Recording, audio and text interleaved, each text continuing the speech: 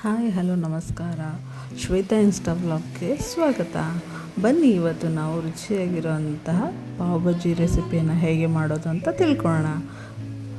ನೋಡಿ, ಈ ಥರ ಪಾವ್ ಬಜ್ಜಿ ಮಾಡೋಕ್ಕೆ ಫಸ್ಟು ಒಂದು ಕುಕ್ಕರಲ್ಲಿ ಸ್ವಲ್ಪ ಆಲೂಗೆಡ್ಡೆ ಹಾಗೂ ಸ್ವಲ್ಪ ತೊಗರಿಬೇಳೆ, ಸ್ವಲ್ಪ ಒಟ್ಟಾಣೆ ಎಲ್ಲ ಹಾಕಿ ಬೇಯಿಸ್ಕೊಳ್ಳೋಣ. ನಂತರ ಈ ವೆಜಿಟೇಬಲ್ಸ್ನ ಕಟ್ ಮಾಡ್ಕೊಳ್ಳೋಣ. ಒಂದು ಬಾಣಲೆಗೆ ಸ್ವಲ್ಪ ಎಣ್ಣೆಯನ್ನು ಹಾಕ್ಕೊಳ್ಳೋಣ. ಎಣ್ಣೆ ಕಾದ ನಂತರ ಅದಕ್ಕೆ ಶುಂಠಿ ಬೆಳ್ಳುಳ್ಳಿ ಪೇಸ್ಟನ್ನು ಹಾಕ್ಕೊಳ್ಳೋಣ.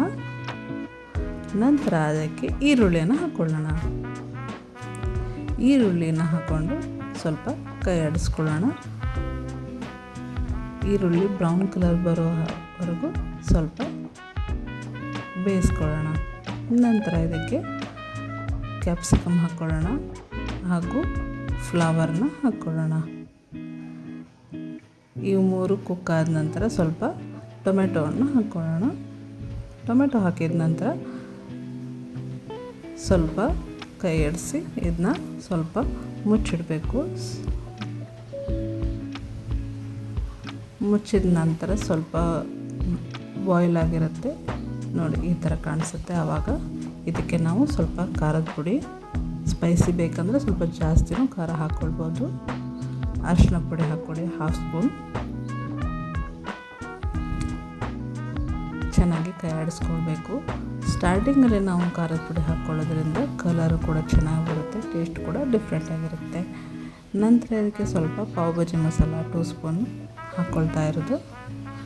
ನಿಮ್ಮ ಕ್ವಾಂಟಿಟಿ ಜಾಸ್ತಿ ಇದ್ದರೆ ನೀವು ಜಾಸ್ತಿ ಕೂಡ ಕೊಡ್ಬೋದು.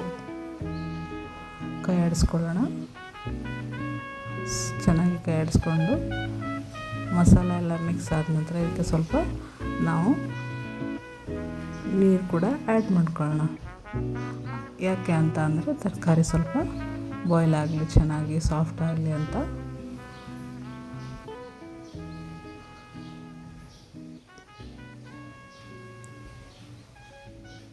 ನೋಡಿ, ಈ ಥರ ಬಾಯ್ಲ್ ಆದ ತಕ್ಷಣ ಮಸಾಲ ಎಲ್ಲ ಬಿಟ್ಕೊಳ್ಳುತ್ತೆ ಅಲ್ವಾ, ಆವಾಗ ಬಾಯ್ಲ್ಡ್ ಆಗಿರೋಂಥ ಕುಕ್ಕರಲ್ಲಿ ಬೇಯಿಸ್ಕೊಂಡಿರೋಂಥದ್ದನ್ನೆಲ್ಲ ಹಾಕ್ಕೊಳ್ಬೇಕು.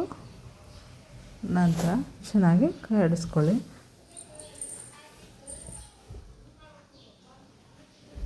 ನೀವು ಎಷ್ಟು ಭಾಜಿಯನ್ನು ಮಾಡ್ಕೊಳ್ತಿರ್ತೀರಲ್ವ, ಅದಕ್ಕೆ ತಕ್ಕಾಗೆ ನೀವು ಉಪ್ಪು ಹಾಕ್ಕೊಳ್ಬೋದು.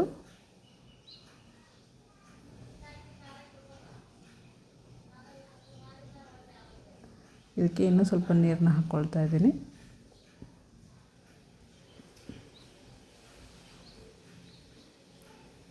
ಈ ಥರ ನೀರಾಗಿರಬೇಕು. ಇದನ್ನ 5 ನಿಮಿಷ ಕುದಿಸ್ಕೊಳ್ಬೇಕು. ಆಮೇಲೆ ಈ ಥರ ಬಾಯ್ಲ್ ಆದ ನಂತರ ಈ ಥರ ಆಗುತ್ತೆ ಇದು ಬಾಜಿ. ನೆಕ್ಸ್ಟ್ ಇದನ್ನು ಸೈಡ್ ಇಟ್ಕೊಳ್ಳೋಣ. ನಂತರ ಒಂದು ಪ್ಯಾನಲ್ಲಿ ಪಾವನ್ನು ಬಿಸಿ ಮಾಡ್ಕೊಳ್ಳೋಣ. ಸ್ವಲ್ಪ ತುಪ್ಪ ಅಥವಾ ಎಣ್ಣೆ ಏನಾದರೂ ಹಾಕ್ಕೊಳ್ಬೋದು, ಇಲ್ಲ ಹಾಗೆ ಕೂಡ ಬೇಯಿಸ್ಕೊಳ್ಬೋದು. 2 ಸೈಡ ಪಾವನ್ನು ಬೇಯಿಸ್ಕೊಂಡು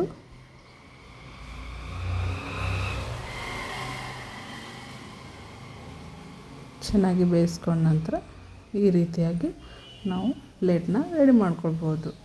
ಸಂಜೆ ಅಥವಾ ಮಾರ್ನಿಂಗ್ಗೆ ತುಂಬ ಚೆನ್ನಾಗಿರುತ್ತೆ ಸ್ನ್ಯಾಕ್ಸ್ ತಿನ್ನೋಕ್ಕೆ. Thanks for watching.